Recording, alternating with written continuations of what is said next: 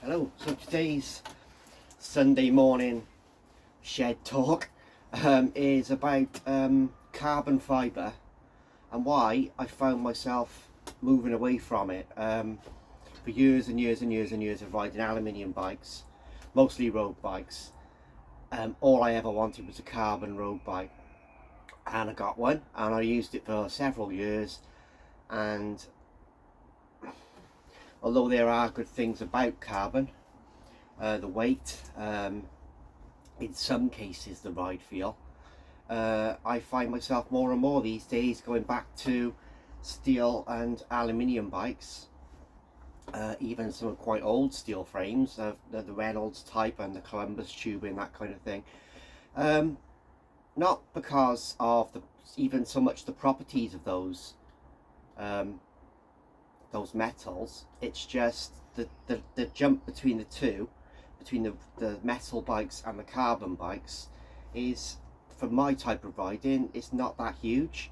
Difference in comfort is very minimal between your carbon bikes and your metal bikes, and the reason for that is because comfort isn't really hugely about the frame, although obviously manufacturers want you to think that with the compliance figures of their frames and the rest of it.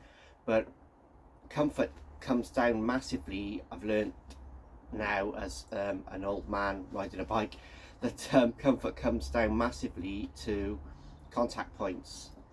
So contact with the road is your tyres, so wider tyres, lower pressures, and then you've got your contact points of your body, so your handlebars, your saddle and your pedals, and all those things dialed in properly is what makes you comfortable on a bike. So a comfortable saddle, compliant seat post, a comfortable set of handlebars that are the right width for you, a pedal system that works for you, whether that's flat pedals or clip-in pedals.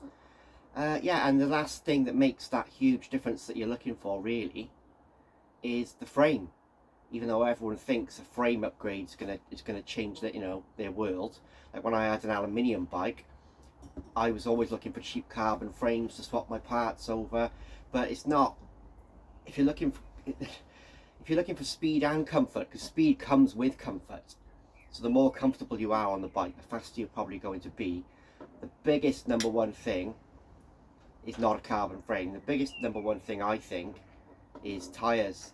If you look at your tyre pressures, which are probably too high, and if you look at your tyre width, fit the widest tyres your bike can take if it's a road bike or a gravel bike, and that is where your ride quality really changes. And there's no right or wrong PSI pressure for your tyres. You need to experiment with that yourself and see what works for you. But yeah, rather than obsessing about carbon and carbon frames and that, which I did myself for years and years, look at those cheap contact points. Like the saddle is another one that's a huge thing. The saddle I use is a £20 saddle. I've got super expensive saddles here that people have donated, all the physiques and the top end, San Marcos and Fabrics and various other brands, and the saddle I use is £20. It's a charged spoon. I've got one on all my bikes, including my little used carbon road bike that's hanging in the corner there.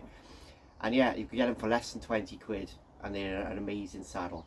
So tyre pressure, a good saddle, your handlebars, the width of your handlebars, handlebar tape, those contact points, those points where you touch the bike, are everything as far as comfort goes. And the frame doesn't make the huge difference that manufacturers would like you to think that it does.